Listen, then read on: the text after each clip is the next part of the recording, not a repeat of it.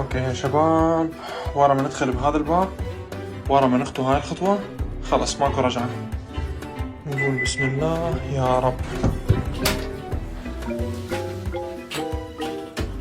رومان، السلام عليكم. هذا المقطع صار لي اصوره 4 مرات. مقطع صعب، اول مرة اشوف هيك مقطع يمر علي. قبل لا ابدي اريد اقول الف مبروك للمنتخب العراقي. الفرحة صارت فرحتين، العراق جاب كاس الخليج ومليون روز طلع فيس كام. اكو مفاجآت او اكو هدايا راح اوزعها عليكم، راح اتطرق عليها من نهاية هذا المقطع، فشاهد هذا المقطع للنهاية وخلينا لايك. بدينا بشي صغير والحمد لله والشكر دائما وابدا. شوفوا وين وصلنا. بصراحة يا اخوان ما حد قال لي انه الفيس كام يجوع، فقبل لا انه نحكي خلينا نروح نسوي اكل. ليتس جو.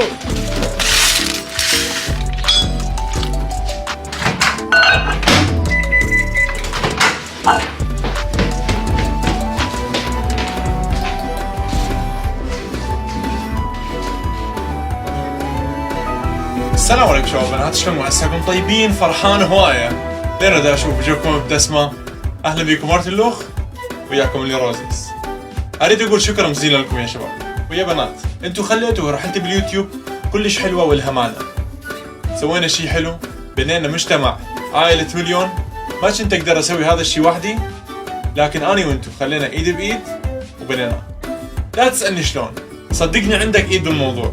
صح انه مرينا بصعوبات، لكن كل شيء هون واهم شيء النتيجه. صدقوني انتم حققتوا حلمي. اني حلمي يعني صح انه اني كنت ادرس انجليزي، لكن حلمي كان احب التصوير. كنت احب ادرس التصوير واحب الكاميرات واحب المونتاج. قبل اليوتيوب اني اصلا كنت احب هذا الموضوع، والحمد لله انتم خليتوني اسوي الشيء اللي احبه. واحساسي حاليا ودائما كان بالنعمه، نعمه انه يتابعوني من افضل الناس بالعالم. وهذا الكلام مو مجامله، صدقوني هذا الكلام نابع من القلب. بدينا بشيء صغير وشوف هسه وين وصلنا. وبفضل الله ثم بفضل دعمكم إلي وصلنا لهاي المرحلة اللي أنا كلش فخور بيها. فشكرا لكم من القلب، ولأنه أنا كنت أريد أخليكم تكتسبون مقاطعي أو المحتوى اللي أنا كنت أسويه من بثوث، من ستوريات، من مقاطع على الانستغرام، من السوشيال ميديا اللي كنت أنزله. اجت مقدمة مقاطعي، فرحان هواية لأن دا أشوف وجوهكم مبتسمة.